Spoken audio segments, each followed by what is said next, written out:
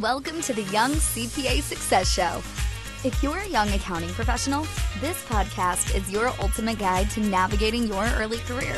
Join us as we share valuable insights, expert advice, and practical tips to help you kickstart your path to success and excel in the accounting industry. Let's embark on this exciting accounting journey together. Hi, everybody. We're going to try something a little different for today's episode. We went to a podcast convention in Washington, D.C. Shout out to the podcast movement.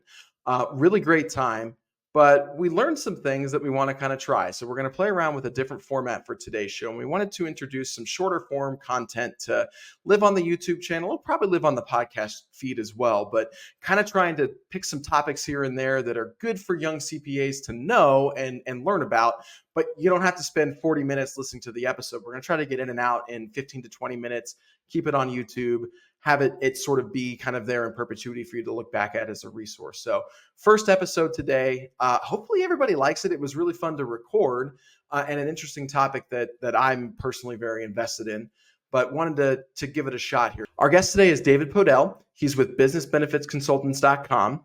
We'll put all the links to everything in the show notes. He's a really good resource for talking about optimizing tax planning using defined benefit plans. You're going to hear some lingo here, things like cash balance plans, defined benefit plans, TPAs, third-party administrator, or tax planning. Hannah said something about tax planning. Anyways, good to listen to. Good resource if you're a young CPA or even a more established CPA and you're wanting to add some more sophisticated tax planning to your toolbox with clients. This is a really good podcast for you to be a great resource for learning about how you can provide some more value to your clients through some more sophisticated tax planning and retirement plan solutions. Hope everybody likes the new format. Let us know in the comments or any emails, LinkedIn. Let us know how you like the new format. We're looking forward to hearing your feedback. So one thing that Hannah probably didn't mention is this is a topic that's near and dear to my heart because one of my first jobs in public accounting that really kind of opened things up for me was kind of a hybrid tax planning, business planning type role.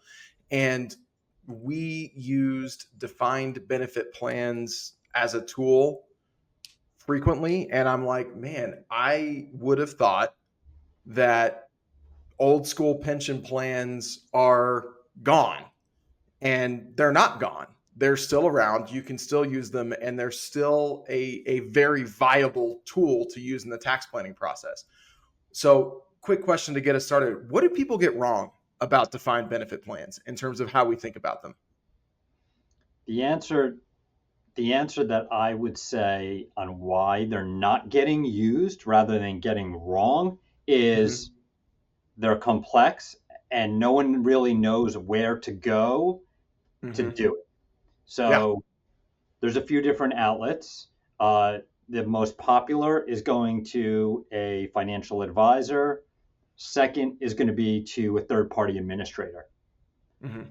What I found years ago when I started doing this was, and as an advisor years ago, we got our first plan and said, okay, let's try to figure this out. A CPA called, joint client, let's try to figure this out. Never did one before.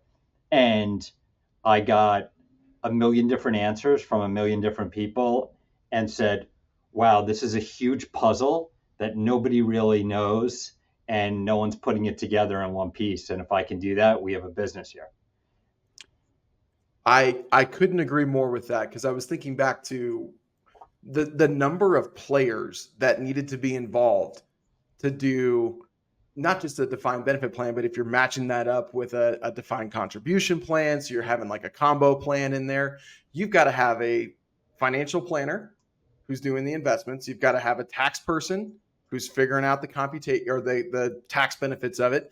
You've got to have a plan administrator who's handling all of that. You typically have to have an attorney who's going to come in and draft it.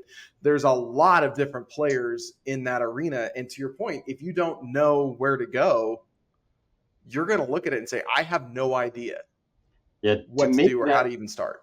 To make that even more complex, what I found out through this first plan that I did that I thought was amazing that nobody really knows is every TPA has a different design and a different way of doing it. We work with 10 to 15 different TPAs around the country that do not do one thing the same, totally Right. different designs from the next.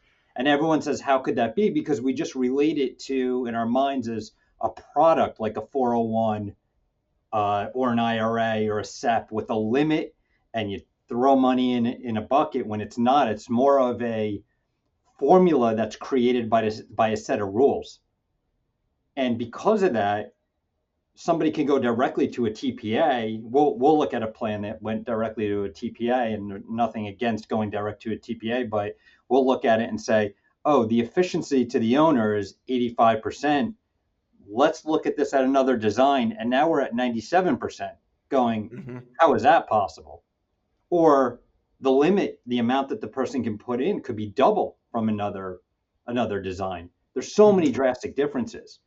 So that's why we're on the consulting side looking at it and saying, where does this go? How should it go? And how do you make this plan a success over time? Because the annual changes that a business has is tremendous, and that needs to be taken into account. You mentioned all the resources, and you're right on all of them. There's even another one, which is record keepers.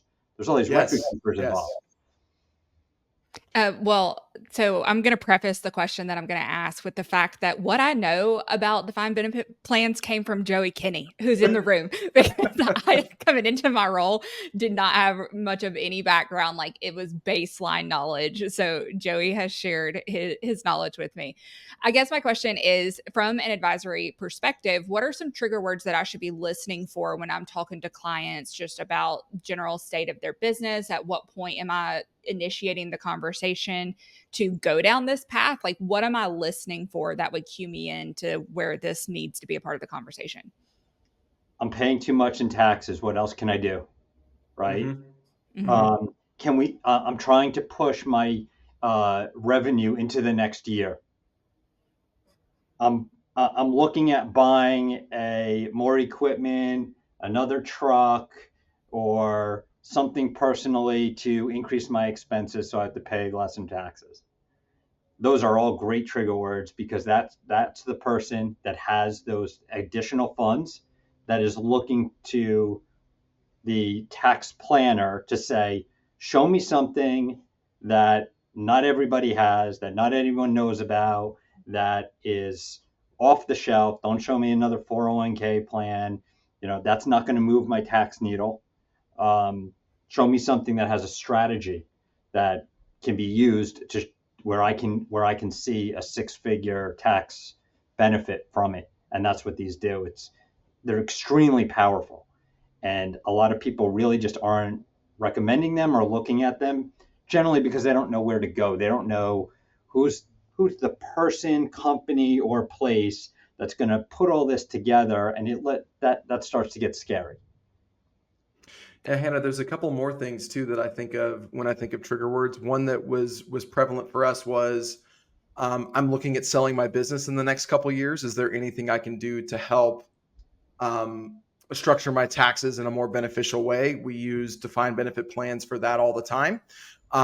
It was especially effective if you have an actuarial difference in ownership versus staff from an age perspective. There's some computations and calculations that speaks back to what David was saying about plan design. Like, you've got to match the plan design with the needs of the plan. But that was an area where we use this a lot to shelter some gain on large one-time transactions. Another thing that I think is really important about what David said that I want to highlight there is, back when I was doing taxes, I used to worked with a lot of folks who would do exactly what David would say. I'm at the end of the year, I've got a bunch of cash, I want to buy a truck.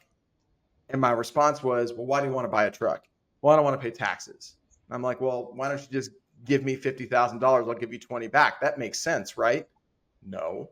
Well, then why are you doing this with the truck? What I love about these retirement plans is that you are going to take a deduction today and you're going to build an asset for you. So if someone's sitting there saying, I need some more funds for retirement, I'm not sure that I'm going to be able to save enough for it, I want to do it tax efficiently, I want to do it in this kind of way. Wonderful, wonderful tool to have in your toolbox to coordinate with your other investments and retirement type assets. So really loved everything you said there, David. Yeah, the 401k, we talked a little bit about combination plans. When we do this, we don't want to disrupt the 401 if there's employees. We try to work around that document, gather the information. We don't want to disrupt things. We want to add to them and make these plans. These plans are beneficial for an owner or partners. They're not meant to take care of employees like a 401k is more employee driven. This is an owner's type of benefit plan. So that's how any of these designs that we work with are going to kind of be put together, is for that 90%, 95% stuff. We get a lot of solo plans, which are great. People with 1099s or money going into their own S corp, and those are great because they're getting 100% of the benefit. And there's still so many different designs that can be done, even when there aren't employees. And sometimes it's cash balance, sometimes it's defined benefits. There's all these different ways and combinations of doing it. So every plan is going to be different, but it's powerful. And someone will say to me, who's a good prospect? And I'll say anyone that can put away $100,000 or more. Because less than that, you really could go with the traditional plans. It's very easy to do a SEP, simple, 401, those types of plans under that. But anything over that, and we've done plans at $1 million plus. We've done plans where that's another misconception too we didn't talk about, but flexibility. Everyone thinks that you have to go and put this money in for a certain amount of time and at huge amounts, and that's not the case. We recommend a plan stay open for a certain amount of years, but it doesn't mean it has to be funded that way. We've done plans with $800,000 of funding in the first year and down to $50,000 the year after. So there are a lot of ways you can make these plans flexible. Hannah, one thing that I think might be helpful too, and this is part of the challenge with defined benefit plans, there's a lot of lingo here. You mentioned a couple acronyms: TPA, third party administrator, cash balance plan, defined benefit plan. It's sometimes hard to get baseline just knowledge of like what these things are, what they mean, how they work. I didn't like I said, I didn't know anything about it until I started working with professionals who already knew stuff about it and were able to teach things. Where's a good place, David, for anyone in the audience who wants to learn more? Where can we go learn more about not just what you do, but also the environment and sandbox you play in? Yeah, so we have a lot of great resources on our website. I don't want to send you only to one place, but we try to compile a lot of stuff. And I've done a lot of these podcasts and webinars. We're constantly doing CE for the industry. So there's stuff that's out there to be able to really take a look at it. Our consulting company was created to be an easy button, to be that, okay, we can consolidate and work with all the, does your client have a financial advisor? That's great. We'll work with that advisor. That advisor can continue to do the assets. We're going, though, to bring all these resources together and be that one-stop place where you can make that call, and we're going to talk to you about everything. And your TPA is going to be behind the scenes, your everything else, your actuary and all that stuff. But we're going to be that consulting arm of it to bring all that together. But yes, there's a lot of acronyms, and that's what becomes scary is, do I need this actuary? And then to get a TPA, and where do I find this? And they have a 401, who do I talk to? And then they wind up saying, let's go talk, let's try to figure this out by going directly to a TPA. Most of the TPAs, and again, I don't want to put them down, but they're not, it's income, it's an intake form output. And then you can look at it and say, well, how does this work? I don't think this is for me. I don't really like this. I don't know. Without someone actually understanding what you're trying to accomplish. We did a plan recently for somebody who wanted to fund 1 year, and then they were going to retire. So we put a whole bunch of money in year one. We froze the plan for year 2 and 3. So the assets grew, but they didn't have to put anything in again. And they just rolled the money into an IRA on the third year. Joey, I'm really glad you said that about the acronyms and about everything that, like, this is a lot of words that, like, somebody listening to this is like, I want to know what they mean, but I don't know what they mean. Because David, when you said that, I'm going to tell on myself. You said TPA, and I was like, tax planning advisor. Okay, got it. And moved on and mentally. And then Joey came and said that's not at all what it stands for. So, like, I am her, she is me. I need the resources clearly on this. I'll be going to your website and learning more about this. Well, and what I love about it, Hannah, too, is the more you play around in the sandbox, the more comfortable you're going to get, not just with the acronyms, but shout out to my guy Walter from the third party administrator that we used at my old firm. I spent more time on the phone with that guy, being like, "Hey, help me understand the calculation here." We would run funding scenarios. So whenever we had a situation with a client coming up who had we called them a combo plan, was what we had a lot of our folks in, which is combination 401k and either a defined benefit or cash balance plan that we're working in coordination with all the other stuff. We'd have them run 3 or 4 different funding scenarios for us and say, hey, what do the calculations look like? What have our investment gains been for the year? So that sometimes changes the amount that you need to fund. Can we pre-fund if we're having a good year? Can we slow down if we're having a bad year? Still be in those metrics. We probably spent an hour or 2 every time we were running something with a client just to kind of get all those pieces lined out. And to David's point, having a good quarterback, whether it's David and his company or somebody else, having a good quarterback to put all those pieces together and help make sure that they're all working with each other. That's the difference between, someone coming in and saying, I'm just going to stick with my simple plan because it's what I know and it's easy, and having a really dynamic tax planning tool that you can use to not only, maximize after-tax income, but also build a nice little retirement nest egg for your clients as well. It's a hugely beneficial tool.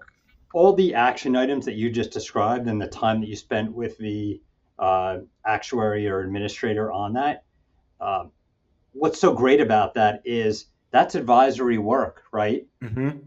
That's you getting involved in being that tax advisor, which is where everyone's trying to go to move away from being that preparer. So yeah, it's really easy to yeah.